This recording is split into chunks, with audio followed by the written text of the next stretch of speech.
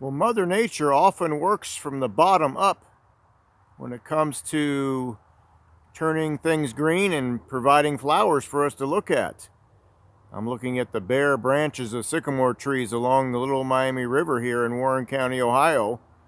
And these are one of the last trees to get their leaves.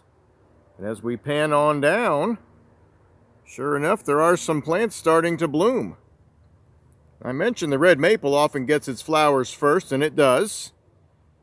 But those aren't what we see when we go hiking, unless we're in an area with young red maple trees. This is what we often see as we're hiking, is the understory plants.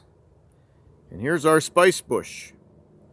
I'm putting in this in with the understory trees because it often gets 15, 20 feet high, and it looks like an understory tree, and it catches the sunlight that the understory trees catch. So we'll call it a tree, even though it's called a bush.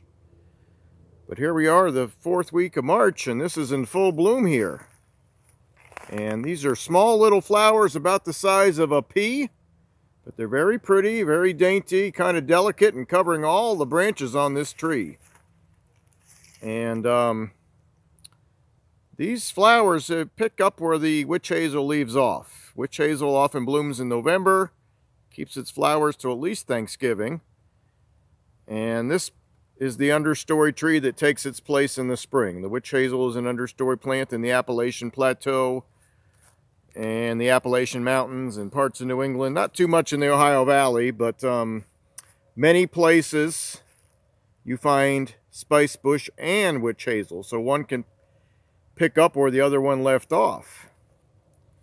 Now, this is a nice average size spicebush here, about 8 or 10 feet high, with lots of branches going in all directions.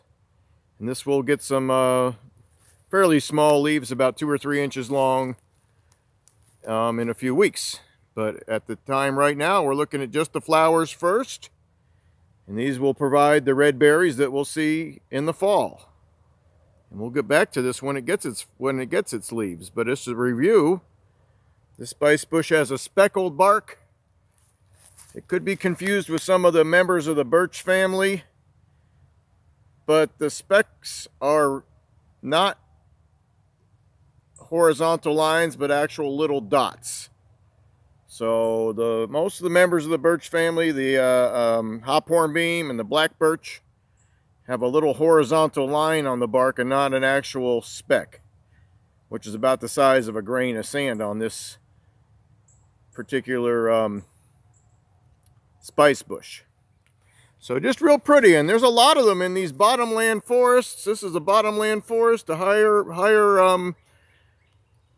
floodplain here that doesn't flood all the time, and also the moist woodlands around here above floodplain level have them as well in the mid-Ohio Valley here. So this is our spicebush with its early spring appearance.